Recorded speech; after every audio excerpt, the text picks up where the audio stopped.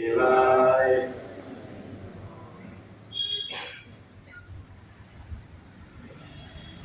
पहले अध्याय में विषादियों का वर्णन है। दोषै रेतै कुलग्नानां वर्ण संकर कारकै उत्साद्यन्त जाति धर्म कुल धर्मांश शाश्वत। भगवान कहते हैं कि जो परिवार के मुखिया होते हैं, परिवार का किस प्रकार से भला हो, इस दृष्टि से लेकर के परिवार के व्यक्तियों को समझाते हैं कि ये ढंग से व्यवहार करना चाहिए, ये ढंग से व्यवहार नहीं करना चाहिए। और इसलिए पहले संयुक्त परिवार रहते थे, जिसमें एक मान, एक मर्यादा बड़े लोगों की होती थी और बड़े बुजुर्ग लोग जैसा कहते थे उनका सब पालन करते थे। पर धीरे धीरे में जब समय बदलता है तो घर के जो बुजुर्ग व्यक्ति से ज्यादा पढ़े लिखे व्यक्ति परिवार में हो जाते हैं, अपने ढंग का आचरण करने लगते हैं, उनके अलग प्रकार के व्यवहार आचरण होते हैं। देश और विदेश की प्रथाओं को देख करके, परंपराओं को देख करके, उनकी वेशभूषा देख करके, उनका रहन सहन देख करके जब वो अपने ढंग का चलने लगते हैं तो पुराने व्यक्तियों की कोई मर्यादा फिर रह नहीं जाती। फिर उनको चुप रहना पड़ता है, क्योंकि वो जो कुछ भी उन्होंने देखा है और सुना है वो एक सीमित दायरा में था। उनको जो कुछ पता था कि परिवार में प्रेम कैसे रहेगा, परिवार में शांति कैसे रहेगी, वो अपने ढंग से परिवार को चलाते थे। परंतु धीरे धीरे जब परदेश में रहने लगा व्यक्ति, दूसरी जगह के व्यवहार को देखा, वहां के रहन सहन को देखा, अपने आप को बदल लेता है। फिर अगर बुजुर्ग व्यक्ति कोई कहता है कि तुम ऐसे मत पहनो, ऐसा मत खाओ, वो मानता नहीं, क्योंकि उसका व्यवहार दूसरों के अनुरूप हो गया। तो समय के अनुसार हर चीजें बदलते रहती है।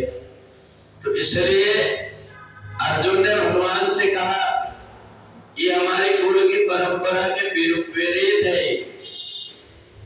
परंतु भगवान ने कहा कि समय बदल गया।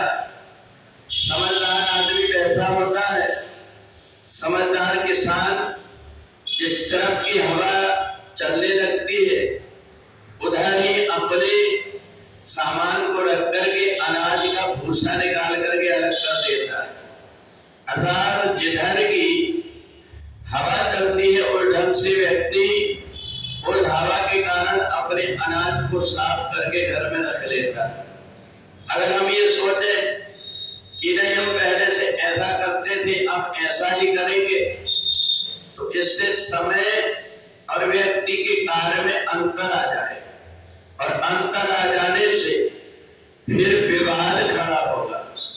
एक व्यक्ति सीधा सादे ढंग का रहता था, सीधे सादे ढंग का भोजन करता था, सीधे सादे रंग के कपड़े पहनता था।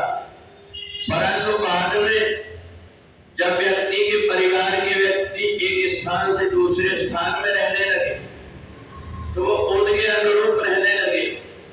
अब वो घर परिवार में अगर कोई व्यक्ति उनको टोकता है तो वो मानते नहीं, तो खुद की परंपराएं धीरे धीरे करके ऐसे नष्ट हो जाती है। इसलिए व्यक्ति को लकीर का फकीर नहीं बने रहना चाहिए। जिस प्रकार का समय रहता है, जैसा वातावरण रहता है, वो ढंग से व्यवहार व्यक्ति को अपना बदल लेना चाहिए। और यही बात भगवान ने अर्जुन को समझाया। तो बात बहुत अच्छी कर रहे हो, परिवार में पहले ऐसा होता भी आया है, परंतु अब समय बदल गया। ये समय के अनुरूप अगर तुम नहीं चलोगे तो फिर तुम्हारी अवहेलना होगी, तुम्हारा अपमान होगा, दूसरे व्यक्ति तुम्हारा कहना नहीं मानेंगे। फिर तुमको ये लगेगा कि मेरा अपमान हो रहा है। और अकीर्तिम से जो ज्ञानी व्यक्ति होता है, जो इज्जत वाला होता है, उसको मरने से ज्यादा कष्ट होता है अपमान होने में। तो इसलिए ऐसी परिस्थिति ही बताने दो, जिस प्रकार का समय है उसके अनुरूप अपने आप को चलना शुरू कर दो, क्योंकि हर क्षण संसार बदल रहा है, हर परिस्थिति बदल रही है। हम उसके अनुरूप अगर व्यवहार नहीं करेंगे, हम अगर अपने घर के परिवार के लोगों को ज्यादा कसने की कोशिश करेंगे तो वो बिखर जाएंगे। ढोलक तब ही ठीक बजती है जबकि ज्यादा वो ढीली भी ना हो और ज्यादा कसी भी ना हो। अगर ज्यादा कस गई तो भी स्वर बिगड़ जाता है, ज्यादा ढीली हो गई तो भी स्वर नहीं निकलता।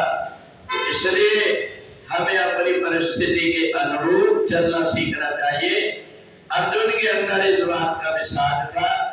हमारे परिवार में सब ढंग के रहते थे, पर आज मैं दूसरे ढंग का देख रहा हूँ। तो भगवान ने वही ढंग से उनको अर्जुन को समझाया। हमारे जीवन में भी कई बार संघर्ष होता है, हमारे अपने आप के और दूसरों के विचारों में। इस संघर्ष के बीच में कोई ऐसी रास्ता निकालना पड़ता है जिनमें हर व्यक्ति की प्रसन्नता हो। ऐसा ना हो जाए कि हमारे व्यवहार से दूसरे व्यक्ति को इतना कष्ट हो कि उसको हमसे अलग होने की सोचना पड़े। तो जिस प्रकार की परिस्थिति है वो ढंग से अपने आप जो संभाल लेता है, ढाल लेता है, वास्तव में ज्ञानी वही व्यक्ति कहलाता है।